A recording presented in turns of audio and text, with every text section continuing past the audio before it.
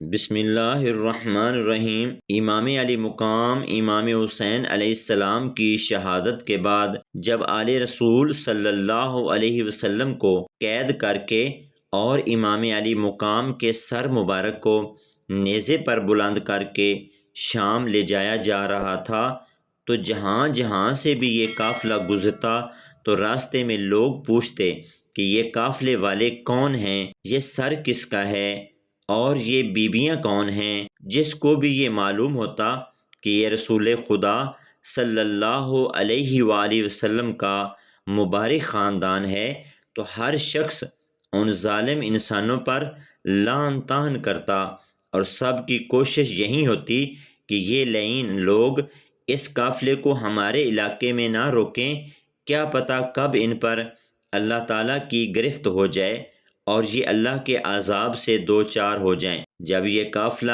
کرتان کے علاقے میں پہنچا تو وہ لوگ پہلے ہی سے باخبر ہو چکے تھے کہ فوج یزید نے نبی صلی اللہ علیہ وسلم کے خاندان کو شہید کر دیا ہے اور ان کے باقی افراد کو قید کیا ہوا ہے، تو ان لوگوں نے اپنے شہر کے دروازے بند کر لیے اور یہ قافلہ شہر کے باہر رک گیا اور درخت کے سائے میں یزید کے سپاہی سونے لگے۔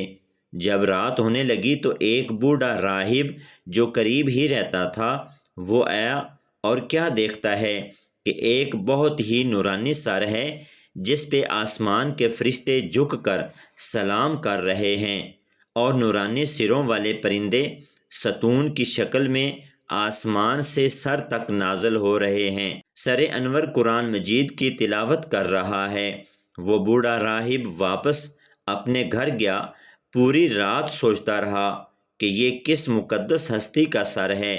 اس نے صبح آ کر سپاہیوں سے پوچھا کہ یہ سر کس ہستی کا ہے۔ فوج یزید نے کہا یہ سر امام علی مقام امام حسین ابن علی رضی اللہ تعالی عنہ کا ہے۔ تو اس نے پوچھا کون حسین؟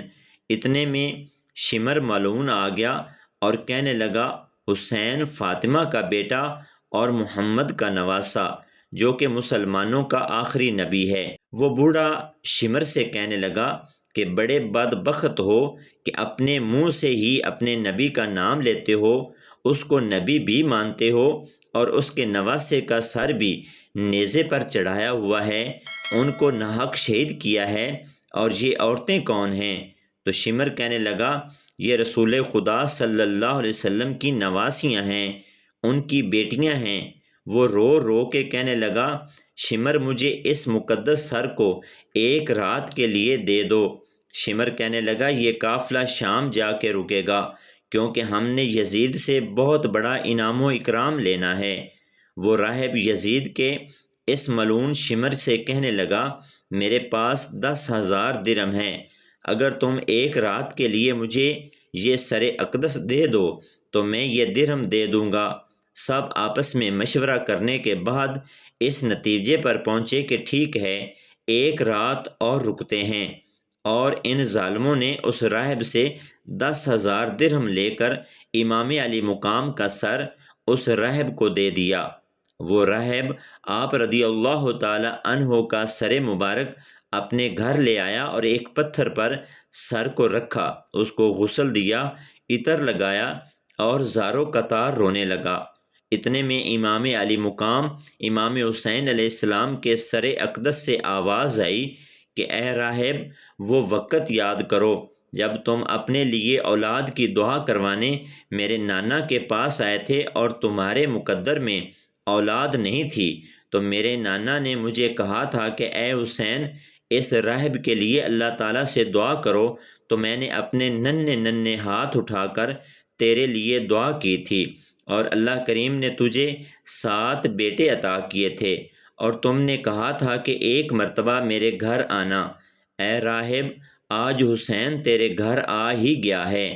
جیسے ہی امام علی مقام کے سر سے یہ آواز سنی تو وہ زور زور سے رونے لگا اور کہنے لگا میرے آقا حسین مجھے معاف کیجیے گا، مجھے معلوم ہوتا تو میں آپ کے قدموں پر جان نچھاور کر دیتا۔ سر امام نے فرمایا اے راہب اللہ کی مرضی ہے، یہ اللہ کا دین ہے جو میرے خون سے زندہ ہونا تھا۔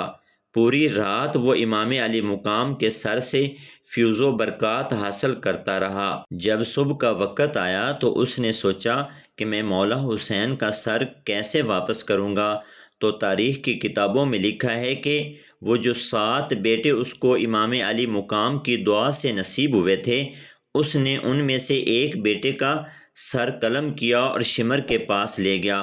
شمر نے جیسے ہی سر کھول کے دیکھا تو کہنے لگا یہ حسین کا سر نہیں ہے۔ وہ واپس لے آیا، پھر دوسرے بیٹے کا سر قلم کیا، اس کو بھی شمر نے نہ لیا۔ جب اس نے اپنے تمام بیٹوں کے سر قلم کر کے باری باری شمر ملعون کو دے دیے تو شمر نے کہا، اے بوڑھے انسان، اگر تو نے ہمیں حسین کا سر واپس نہ کیا تو ہم تیرے سارے خاندانوں کو قتل کر دیں گے۔ وہ راہب اپنے گھر واپس آیا تو امام علی مقام کے سر اقدس سے آواز آئی کہ اے راہب، میرا سر شمر کو واپس کر دے، کیونکہ مجھے شام تک پہنچنا ہے، اور شام تک پہنچتے پہنچتے راستے میں ہر گلی محلے میں اللہ تعالیٰ کا قرآن سنانا ہے۔ میری بہن زینب کو فضائل اہل بیت بیان کرنے ہیں، اور یزید ملعون کے دربار میں میرے بیٹے سجاد امام زین العابدین نے یزید ملعون کو لوگوں کے سامنے بے نقاب کرنا ہے، تو اپنے بیٹوں کے سر ان کے دھڑوں کے ساتھ جوڑ کر رکھ دے۔ اللہ کے کرم سے یہ تمہارے ساتوں کے ساتوں بیٹے زندہ ہو جائیں گے۔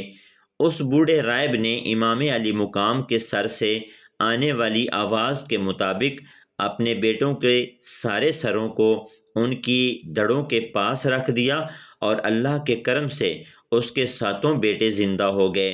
پھر وہ روتا ہوا امام علی مقام امام حسین کا سر انور لے کر شمر کے پاس گیا اور اس کو واپس کر دیا، اور اسے خوب ملامت کیا اور کہا کہ تم کیسے امتی ہو کہ اپنے نبی کی اولاد کو ہی ذبح کرتے ہو؟ تم قیامت تک عذاب کا شکار ہوتے رہو گے، اور ساری دنیا تمہارے اوپر لعن طعن کرتی رہے گی۔ لیکن شمر کی آنکھوں پر دولت اور اقتدار کی پٹی بندھی ہوئی تھی۔ اقتدار کی بھوک نے اس کی آنکھوں سے غیرت اور حمیت کا جذبہ ختم کر دیا تھا۔ اس نے امام علی مقام کا سر اقدس اس بوڑھے راہب سے واپس لیا اور شام کی راہ لی۔